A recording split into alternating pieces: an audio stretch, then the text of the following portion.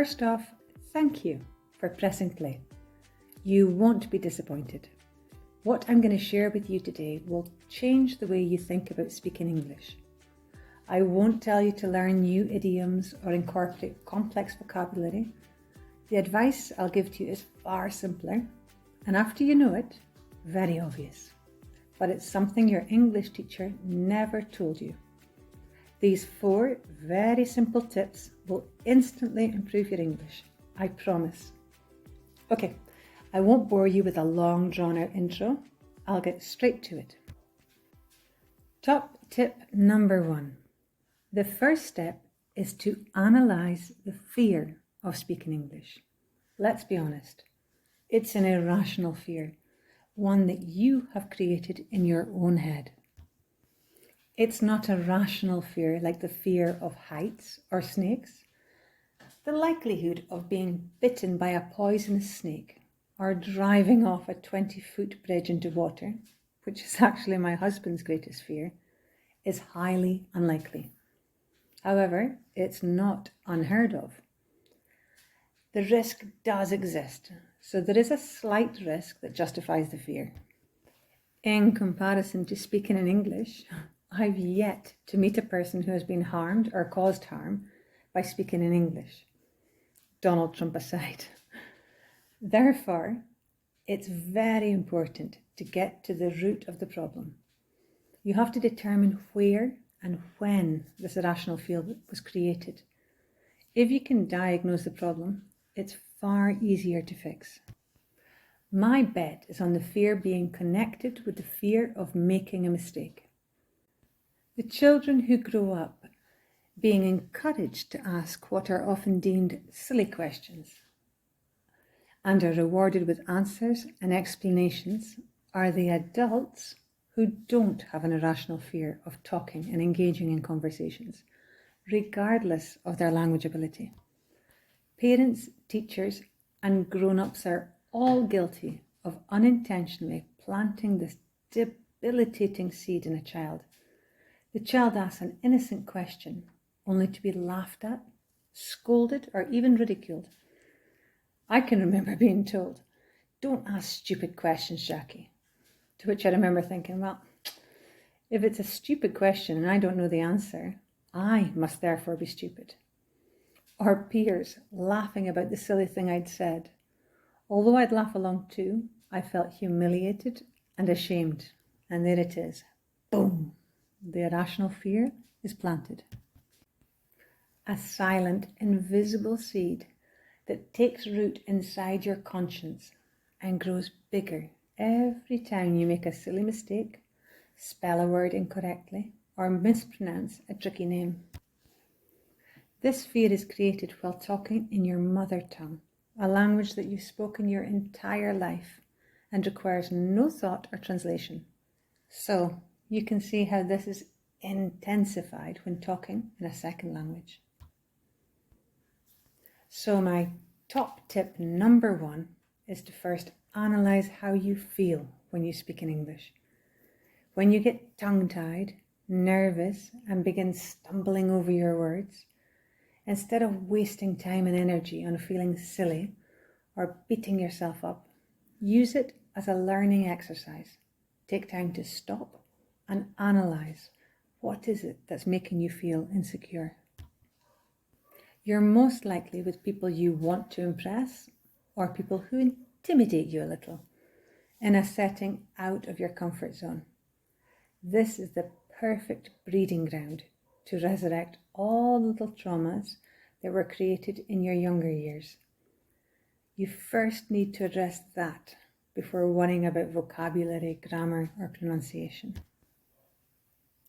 So, after you've worked on the stem of the insecurity, it's time for top tip number 2.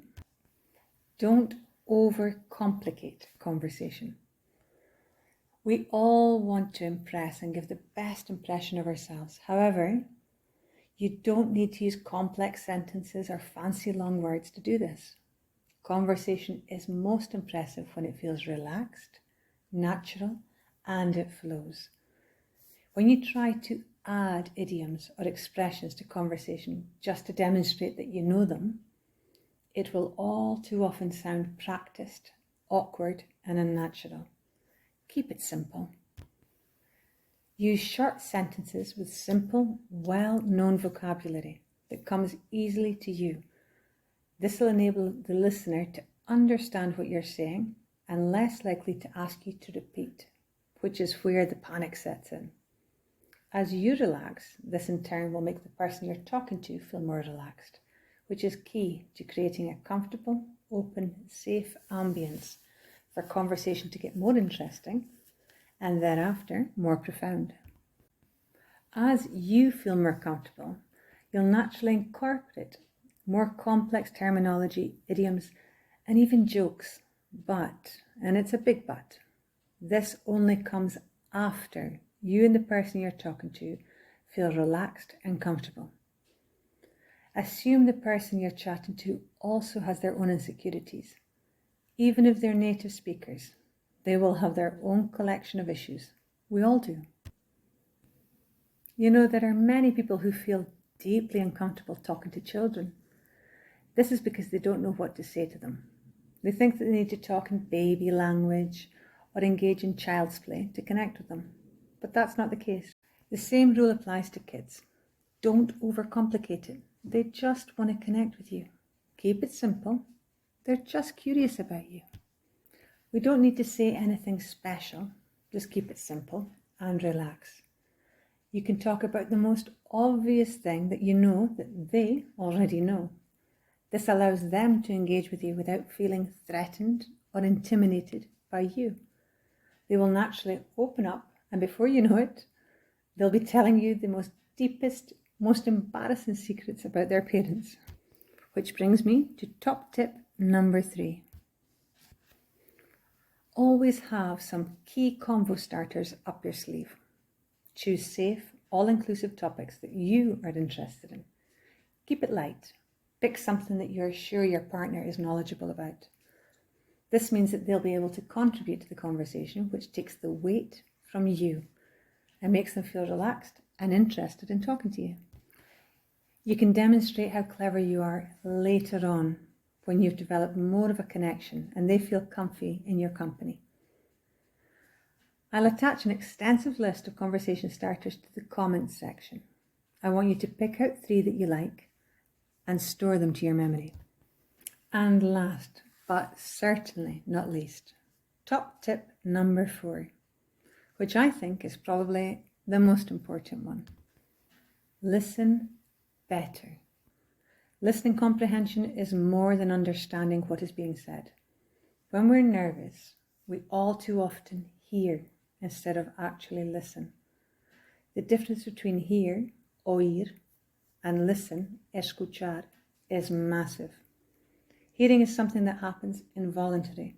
It happens to us, a passive action, in comparison to listening. To listen, we actively try to understand and comprehend what we're hearing. We give it meaning and analyze the sound. This is something we forget to do when we're nervous. We tend to zone out a little from the conversation and regress inside our own thoughts and listen to our own ego talking instead of focusing on the conversation. More often than not, when we're nervous, the voice inside our head gives us bad advice and is overly critical. Allow me to give you an example. Okay, so you're at a networking event focused on climate change and how to reduce your carbon footprint as a company. Okay? During the break, where drinks and nibbles are being served, Gavin, the lead speaker, has wandered over to chat with you. Gavin is busy telling you how they are working on an exciting new project that has the potential to pull CO2 from the atmosphere 100 times faster than a tree. You can hear what he's saying, and it sounds really interesting and innovative. But instead of really focusing on what he's telling you and following the conversation by asking him simple questions about his exciting project, like, for example, "Wow, and when do you hope for this to happen, Gavin?" Or, "And where will this plant be based?" Instead, you're inside your own head, listening to your chaotic inner voice, your ego, which is now shouting at you. Say something interesting about climate change. Tell him about the documentary that you watched about the coral reef last month. So then you blurt out, oh, I watched a fascinating documentary about the coral reef in Australia last month. Gavin is a little taken aback and he tries to keep up with the shift in the conversation. He feels a little smarted, a little upset that what he was saying didn't interest you because you've changed track. However, he follows your line of conversation and asks you about the coral reef. Now, all the pressure is on you to pull the conversation. The panic sets in and you begin to stumble over your words. Gavin feels a little uncomfortable and he asks you to repeat as he didn't quite catch that. And so it goes on. Your inner voice is now shouting obscenities at you and you can no longer hear what is being said, never mind listen. Does that sound familiar? If you had instead really listened and kept it simple, you could have learned something very interesting, made Gavin feel comfortable in your company, and the interaction would have been successful or perhaps even enjoyable. Asking someone to repeat or explain something when you don't understand doesn't make you look bad. In actual fact, it makes that person feel that you are truly interested in what they're saying, and they'll feel more engaged with you and make more of an effort to connect with you. You see, communication is way more than speaking and grammar. Relax your body and mind. Take deep breaths, smile, and really listen. And trust me, the conversation will flow. Try to enjoy crossing over languages. Make mistakes, laugh about them, and have fun. You're talking in a second language. It's not going to be perfect. But what is perfect is the fact it allows you to connect with a person that you would otherwise not talk to at all if you couldn't speak any English. So, there you have it, my top 4 tips to feel more confident when speaking English. I hope you found this helpful and I hope you put it into practice.